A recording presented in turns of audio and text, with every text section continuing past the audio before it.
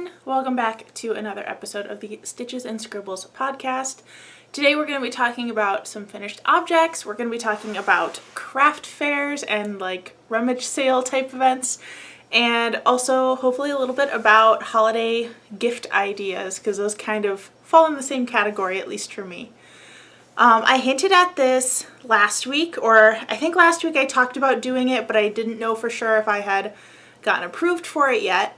But I'm really excited to announce that I'm doing my first sort of craft fair in the next couple of weeks. My parents' neighborhood does, I think it's yearly, but didn't happen last year because of shutdown and all that stuff. But they do a rummage sale where people set up tables in their front yards or in their driveways, doing like part garage sale, so people getting rid of stuff and selling it, and part like art show small business sale. I guess there's a lot of people in the neighborhood who sell like painted art as well as jewelry, but there aren't, as far as I know, anybody else, there isn't anybody else doing fiber arts. So my mom got us a table, or signed us up to have a table, and I will be selling my knit and crochet creations officially for the first time, which is really, really exciting. We even talked to the lady who's in charge of the event, and her daughter just started learning how to crochet, so she thought it was super cool that I was doing this, and I'm just really glad that my parents are in a neighborhood that does this kind of thing. Their neighborhood seems like super active with all sorts of stuff. I guess under normal circumstances they go all out for Halloween, like not just handing out candy but handing out some beverages for adults taking their kids trick-or-treating as well. So it's really cool to see a really involved community that supports each other and celebrates things together, which is very different from the neighborhood where I grew up. I think where I grew up, it had really good school districts, so we did have a lot of people who moved there for the schools, so a lot of parents with kids, which you would think meant like really active neighborhoods and people being friends with their neighbors, but a lot of families kind of stuck to themselves, and their kids were friends with like the kids they did activities with after school, but you didn't see a lot of kids like running around the neighborhood other than days like Halloween and stuff like that.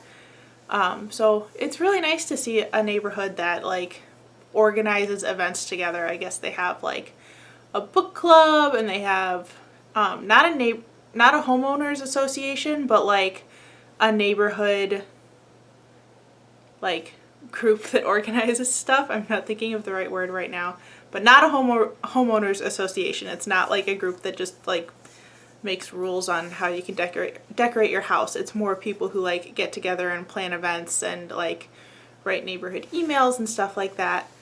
My apartment building does stuff like that a little bit. Like we have a monthly newsletter, and they wanted to organize a craft fair, but it fell through, so they're gonna do it next year, and by that point like we might not even be here anymore. So long story short, really glad that I get to participate in the one in my parents' neighborhood.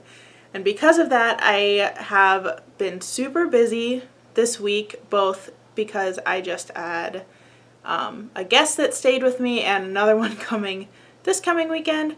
So I did not get a lot of work done on my whips that are on my whip cart. If you've watched previous episodes, I've talked about the cart before.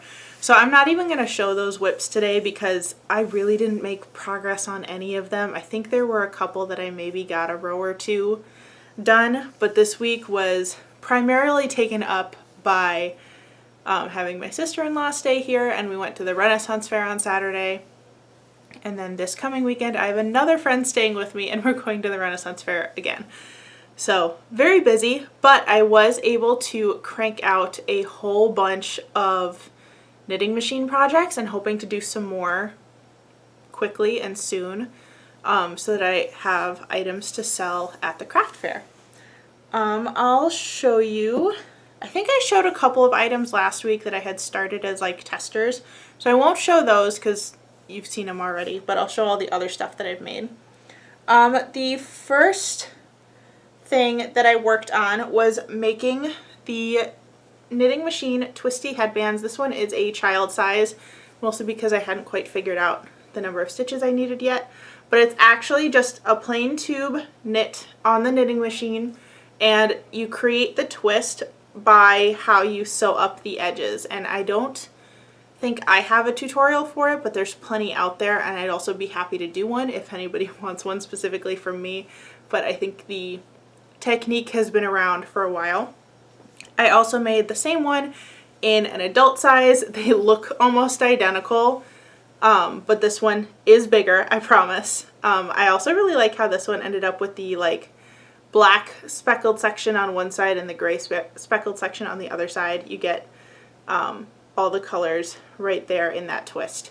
These are super cozy. I'm gonna have to make one for myself at some point because they're really comfy, and I don't have one yet, at least not one made on the knitting machine like that. I think I have some thinner ones that I made a long time ago, but I really like the knitting machine one because it's basically a hat, but you can still wear a bun or a ponytail. Speaking of hats, I also have a child size and adult size plain knitting machine beanie with the cute little pom-poms on there. I am going to be making more of these, but I did use up this yarn, so those are the only two in this colorway that will be out at the craft fair, but I think they're super cute. The kids one, wait, which one is it? This is the kid size one. The kid size one is striped on the inside as well. I used the same yarn for it. But the adult size one that has this lighter gray at the bottom, that's actually a different yarn, and the whole inside is that light gray because I was running out but still wanted one adult size in this stripy pattern. This yarn is one that I ordered from Love Crafts, I think, and it's a paint box yarn, and I think the color was called Vintage, but I don't remember like specifically what yarn it is.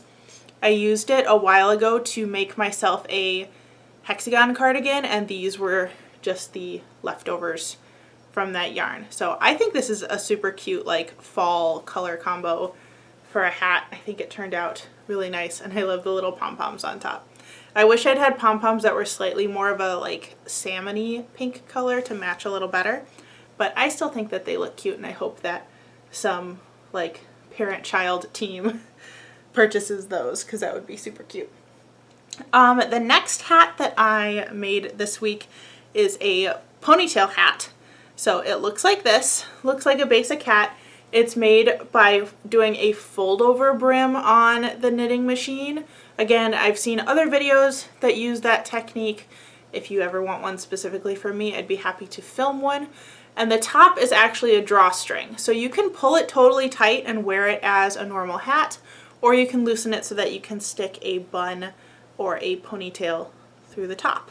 I do have one of these for myself that I made probably right when I got my knitting machine, so around like January, February, whenever it was I got that, because I was still a teacher and I had recess duty.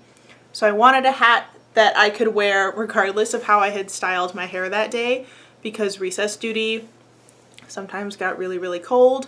We did have a cutoff, and I think most schools that live in like colder climates, Midwest is kind of like in the middle, I guess, but in cities that have school when it's really cold out, usually there's a temperature cutoff of if it's below a certain temperature, you can't go outside for recess, both legally and because it's no fun for anybody. And I think ours is if it feels like below 15 degrees, I think was the cutoff, then we wouldn't go outside for recess. We'd stay inside and like play board games or computer games or stuff like that for recess. I think it was 15 degrees. I do know that they took wind chill into account, which was really nice, because there were definitely some days where like, yeah, the actual temperature said it was like 20, 22, but it felt like 5 because of how windy it was. So anyway, I originally made a hat like this for myself. I think it's in the like charcoaly gray Feels Like Butter yarn from Lion Brand. This one is a Red Heart Super Saver. I don't remember the color because It was gifted to me by somebody who was cleaning out their yarn stash, so I have a whole bunch of Red Heart Super Saver actually that came from that. And this is one of the like blue and green shades. It's not from the stripes line because it's variegated. So if you look in the variegated Red Heart Super Saver, you'll probably be able to find this. It's shades of like light purple, royal blue, light blue, like teal green, and a lime green. Really pretty color combo. The last item that I was making on the knitting machine that I do also want to make more of is soap savers. I made these with a scrubby yarn, and it's a scrubby yarn that I got from Amazon, but I think Red Heart Scrubby is similar, and Hobby Lobby has a line of scrubby yarn like this as well. I'll hold it a little bit closer so you can see it.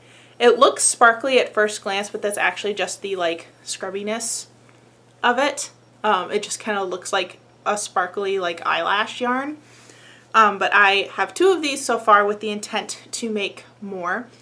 And how these work is you put a bar of soap in them, and it functions both as the holder for the soap and a washcloth because it'll lather up around the bar of soap. I made these as a Christmas gift for my whole family just this past Christmas actually. So it was Christmas of 2020 that I made these. And I hand knit them because I didn't have the knitting machine yet when I was making those, but I did realize you can make these on the 22 pin Centro knitting machine. And they're really fast to work up, and they make really great gifts. The last thing that I have started making for the craft fair and hope to make a couple more are more wall hangings. So this one is kind of a chevron design made in linen stitch. So that is the single crochet chain 1, repeat, and then you single crochet in the chain 1 spaces from the previous row.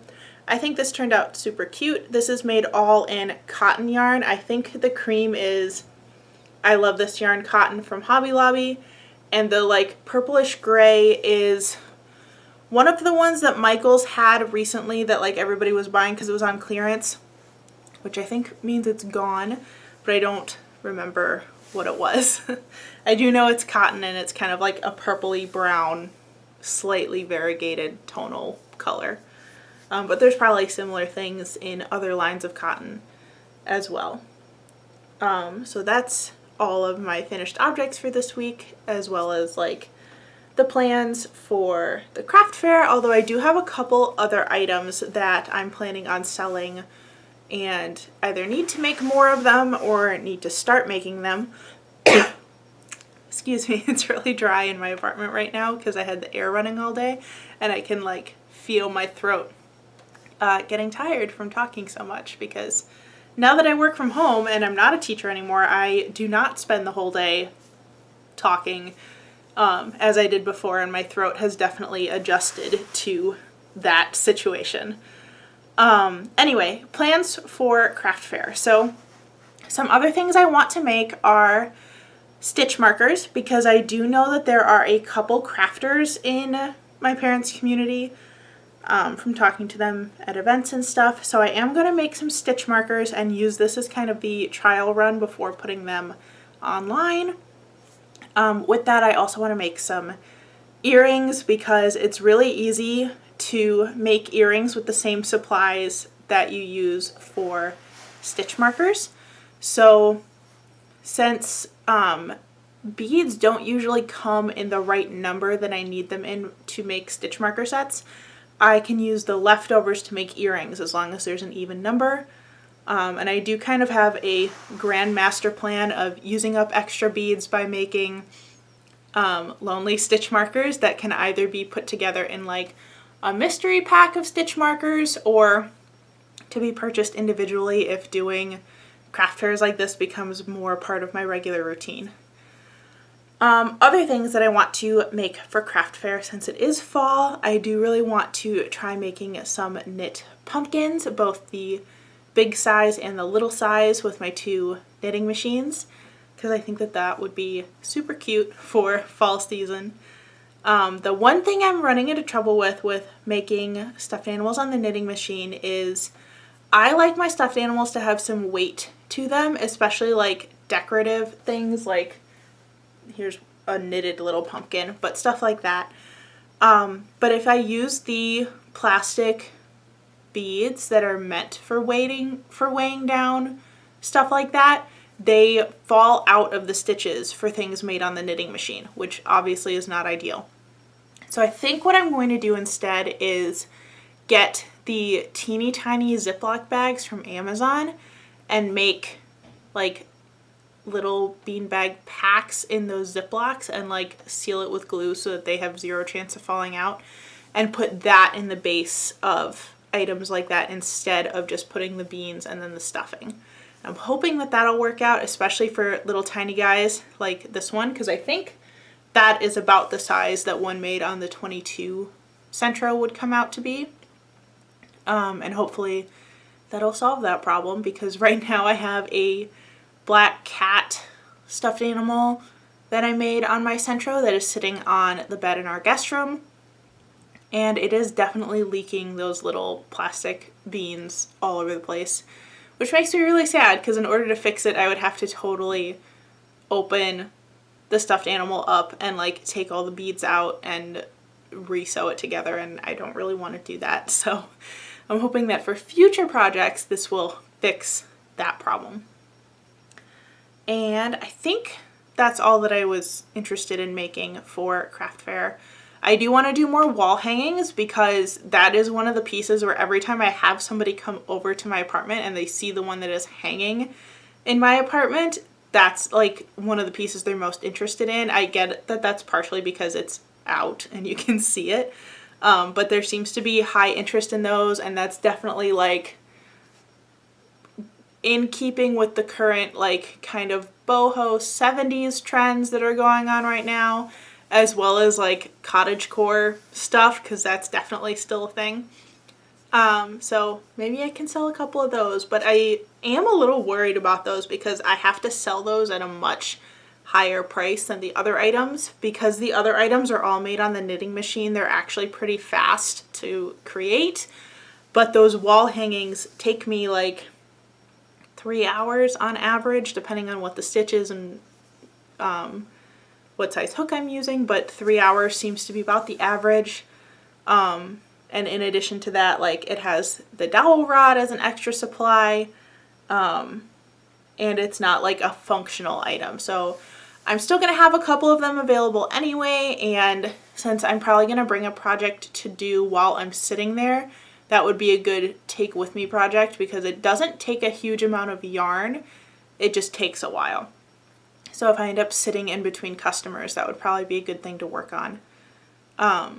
And we'll see how they go. I'm hoping that I can sell them. I would love to make some floral ones. I have like a knit and crochet, is it knit and crochet?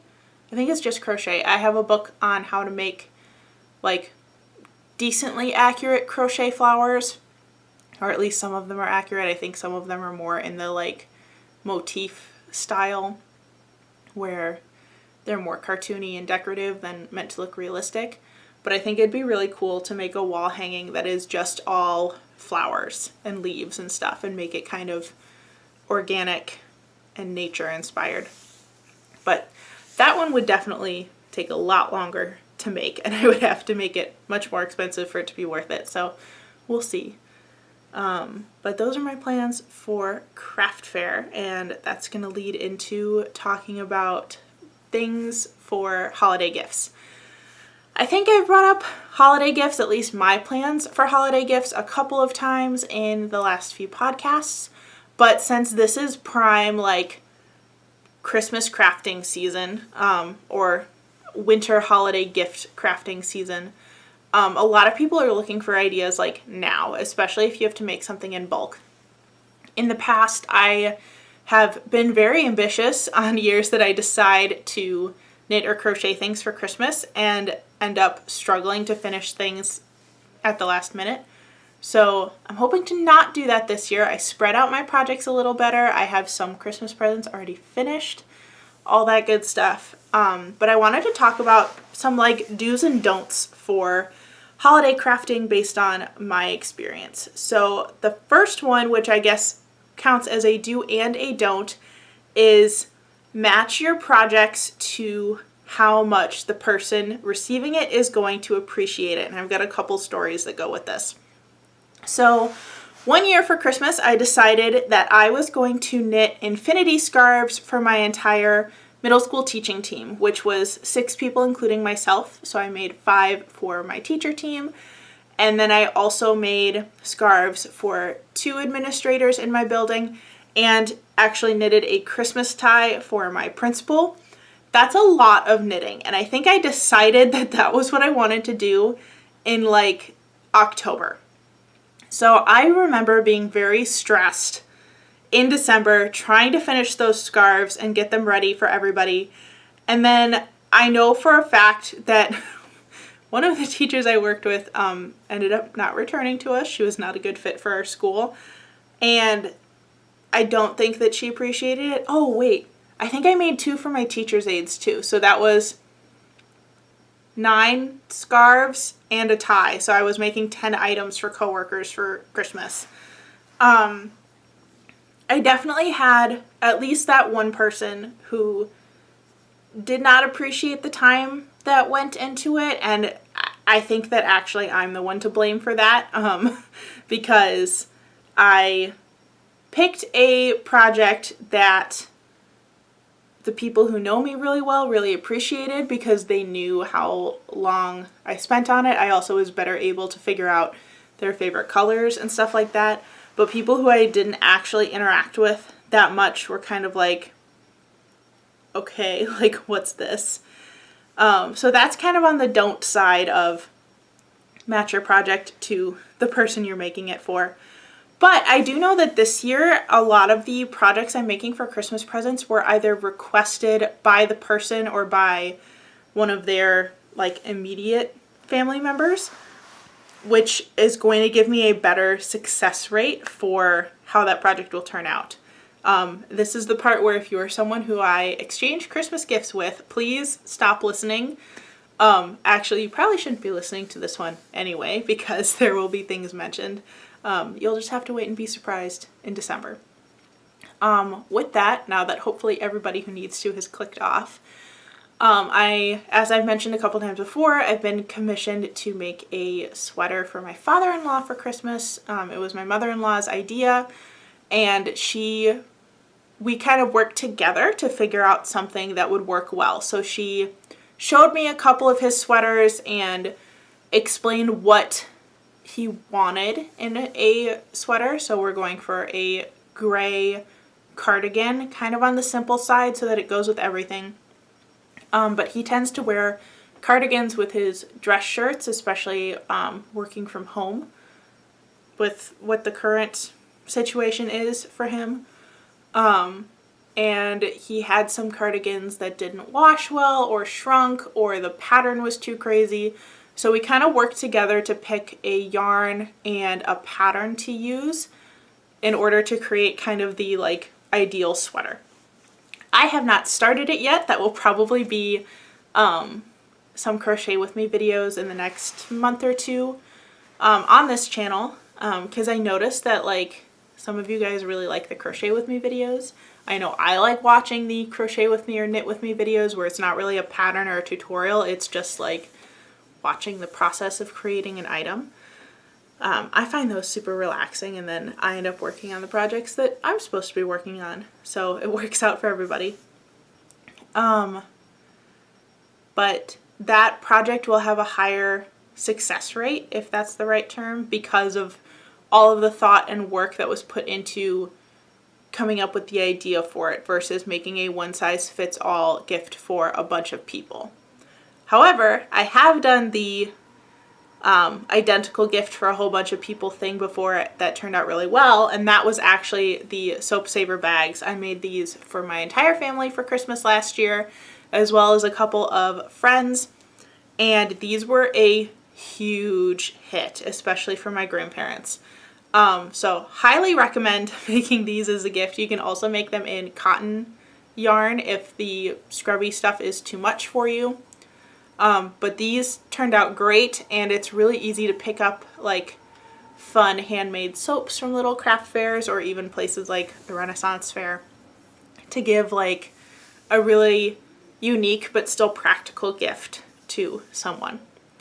Other things for holiday gifts that I try to avoid: if the gift is going to be given on the holiday itself, don't make it a gift that goes with that holiday theme.